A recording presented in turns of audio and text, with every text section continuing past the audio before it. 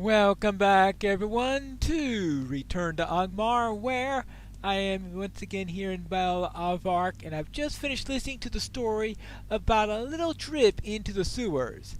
Let's see what Soltach has to say about that. Well, what did you make of that? It's quite a story, but I wouldn't put it past the Angmarin to sink so low. While you were listening to Logsight's tale, a woman of the Trev Duverdine named Finruth came to Bale-Avark begging for shelter from the Iron Crown and rambling about something called Bodreilan. It is of our language, but I have never heard it spoken.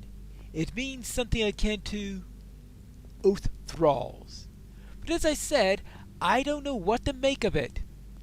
As curious as I am to know more, she looked unwell.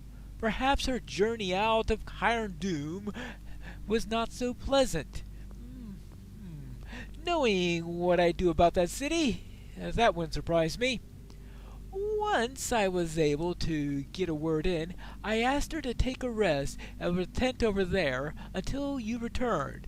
Would you check on her and see if she can explain what has happened? Alright, I'll find out about these oath thralls.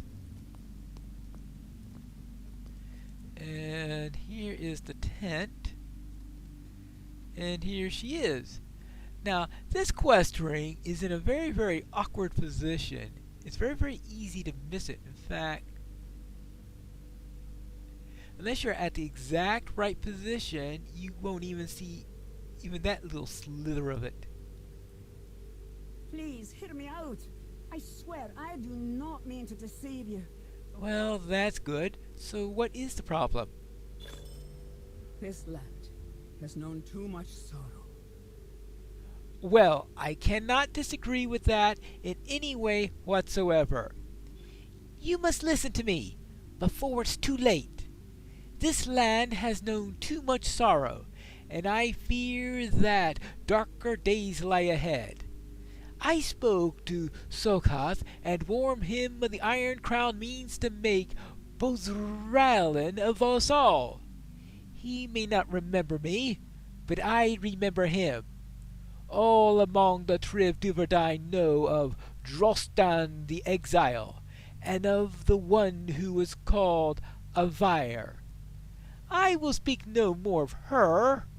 Her deeds have not been forgotten to the Trevgalorg, and I doubt those of hers or Demograt's ilk would find welcome here amongst them.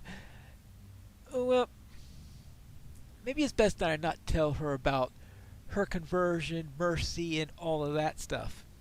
Oh, do you know what I mean by the Bothravden Southron? It means oath thralls in the tongue of my people. But it is worse than it sounds. It doesn't sound good in the first place. The Trevgalorg taken captive by the Iron Crown were the first, and their minds are no longer their own. I thought that was the worst of it, but then they took some of us.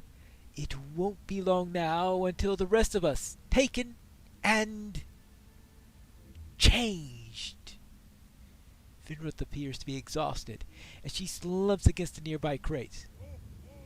I didn't have time to gather many of my belongings when I fled Cardoom, and I'm tired from the journey. Might I beg for a meal and some water? Wait, they haven't given her anything to eat or drink yet? Well, I suppose we can work with that. Now, reputation changed. I am now known to the stewards of the Iron Home. Well, it's good that they've heard of me after all these quests I've been doing for them. Now, we are looking for some food and some drink. Ah, here we are. Some food. And now some water. Oh. Right next to the food! There we go. Now let's hope that she's still alive when I get back. Move around this way. Ah, there she is. If the Iron Crown is not stopped, we will all become Bodrylan, all thralls. Our tribes will mean nothing to us. You have my thanks, Southron. Finrith eats, perhaps more swiftly than you or she expected. In between bites of ribs and potatoes, she speaks. I must admit, I doubted the rumors that the free folk of Angmar have taken to welcoming the outcasts of the Trev Duvardine. When I arrived, though, I saw others of my tribe here amongst you, and I knew that I had found shelter, at least for the moment. I have never been more grateful to have been proven wrong. Finrith pauses, setting the plate on the ground beside her. After a moment, her demeanor sharpens. Do you know why I have come? Why I would turn my back upon my people all of a sudden? It's not that I have a change of heart. The Trev Duvardine were victorious in the Klukoth, and Governor Angmar is our right. I say to you that the Iron Crown means to cast us aside, and that those who led the Trev Duvardine are all too eager to let them. I saw things I was not meant to see when the Iron Crown traveled to Mount Gundabad. Beneath Tor Fuar, the Drearspire, I spied one of the lost oatstones of legend, Tarasar.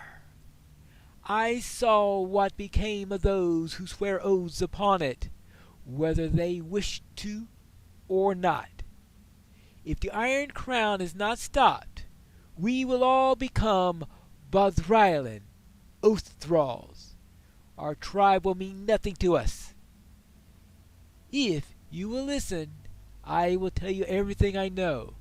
What say you? Well then, I suppose it's time to listen to your story. Listen to me, and I will tell you what I know of Tarasar. Oh, Tarasar, the seeds of many troubles. After the downfall of Mordorith, Angmar fell into disarray, and the Iron Crown all but abandoned Carndum.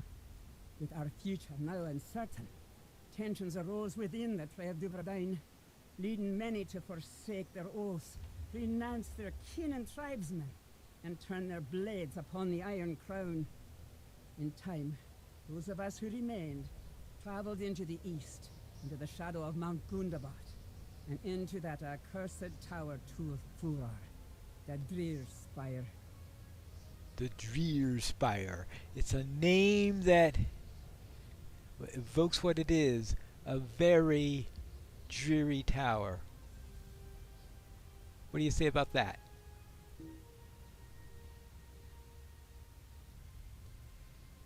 My tale begins at Balach Iaran, the Iron Pass. It was said that the reach of the Witch King of Angmar stretched into the east during his reign. There sat a fortress known as Agoldun, and the Angmarin meant to claim whatever secrets laid forgotten within it.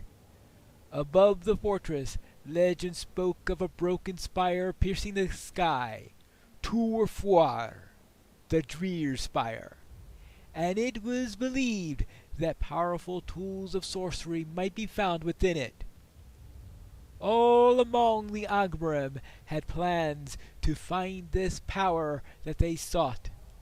With the tool stolen from Bared Gularan, one among them thought to ascend to the now vacant throne of Angmar.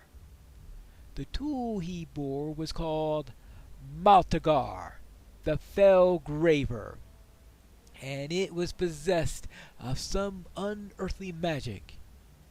Whispers and visions of the dead came to all who drew too near to Maltagar, and its wickedness seemed to grow as if it were feeding upon us. It was borne across Balachiran, and we of the Trev Dubradan followed the Iron Crown to Car Bronach. When we arrived in Carbronach, I saw Turfuar looming in the distance. Even then, I sensed something was amiss. But on we traveled to the gates of Agaldum.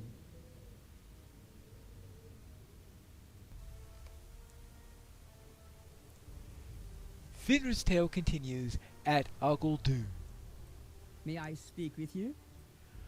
We pressed on to Agaldun, and it seemed for a time that the Agmarin of the Iron Crown meant to dwell within the old fortress.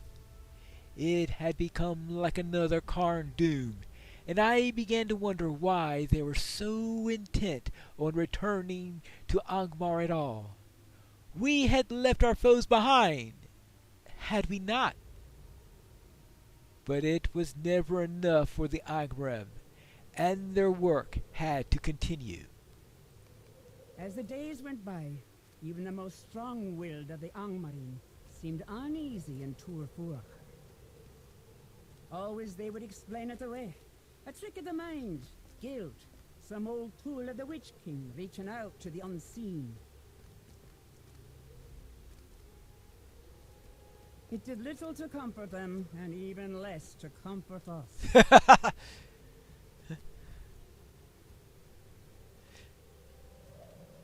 But they insisted that soon, always soon, they would have what they needed to ensure Angmar's ascension.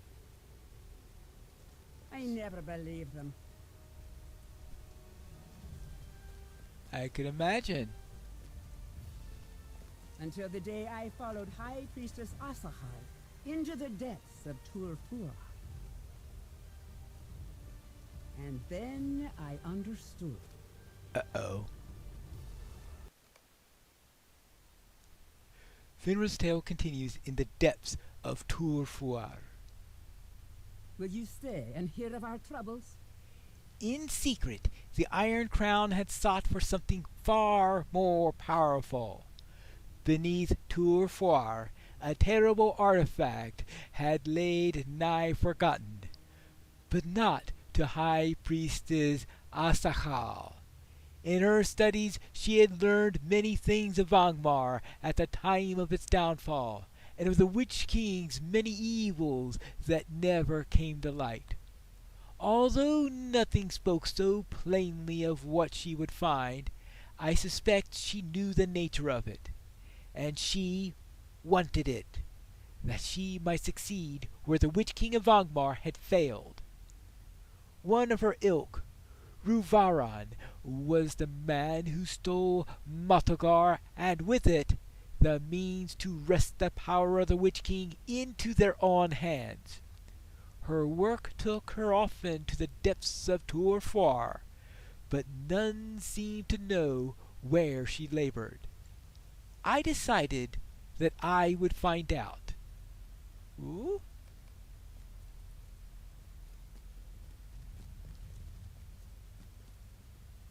Uh-oh. The O Stone of Rudar. Taurusar, I heard her call it. A note stone. There is something in that stone. Something ancient and horrible. Well, the Witch King had his whole hand on, no wonder. Something beyond even the ken of the High Priestess. Oh my. But I have seen what High Priestess Asahal has planned for us. She all broke. of us. She broke it? Even a shard of Taurusar could bend all of Angmar to her will. She destroyed the stone and took the shard that was the last remaining and put all the power of it into that shard. Maybe it lost some of it, but powerful enough to do the evil deed. None of us will be spared. Not the Trev du Bradin, Not even the rest of the Iron Crown. No one will be spared. Yikes! So they wish to force everyone onto oaths from the shard. For too long, I would not allow myself to believe what I knew to be true. But when I saw what became of the Bodrylan, I... Finruth buries her face into her hands for a moment. I am ashamed that I did not abandon the tribe when the others did. I held hope that the Iron Crown might still deliver us to some better future. But I see now that I was a fool. You are a friend of the Trev Galorg, are you not? The Trev Duverdine were not always like this, despite what you might think. We were a strong people, and as we always have, we did what was necessary to preserve our tribe. But Klagord and Damagart before him have betrayed us to the Iron Crown for their own gain, to masters who care nothing about us. With that accursed shard, High Priestess Asahal will take everything from us. There will be no Trev Galorg, Trev Duverdine, or even the Iron Crown. Only Bodrylan and their terrible Witch Queen. And we won't even remember what we had lost. Before I left Carndum, I heard that Krenog had been kept in the Witch King's Tower, Wathrenos they called it. The chieftain of the Trev Galorg lives, but only barely, and I don't think the Iron Crown intend to free him. He has witnessed his people becoming Bodrylan, and I think it is only some mercy or cruelty that the High Chieftain Craglord has spared him from that fate. I will say cruelty. He would only be changed after the rest of his tribe has been, probably. Perhaps he has become one of them now. Perhaps not. That is all I know, Southron. I only hope that what I have told you can help to put an end to this before it is too late.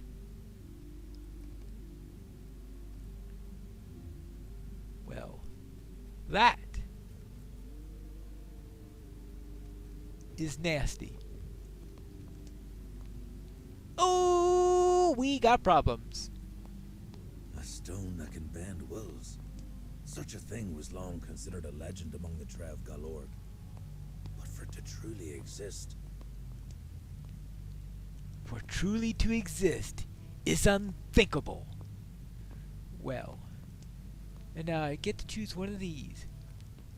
Luxurious beetroot sticks, luxurious bacon-wrapped sprouts, and loaves of luxurious nut and berry bread. And these are all nice. Do they all have the same... Oh. They all have different... Okay, 5 luxuriant bacon-wrapped sprouts. That's the one that has agility in it. And very nice on the resistance rating and on the resistances and all that stuff. But best of all, duration 2 hours. And the effects of this meal will persist through defeat. So this is 10 hours of a full belly, so to speak, in this. So that's really nice to have. If Finruth speaks true, Crannog may still live. But unless we destroy the Shard of Tyrosar, the fight against the Iron Crown is lost.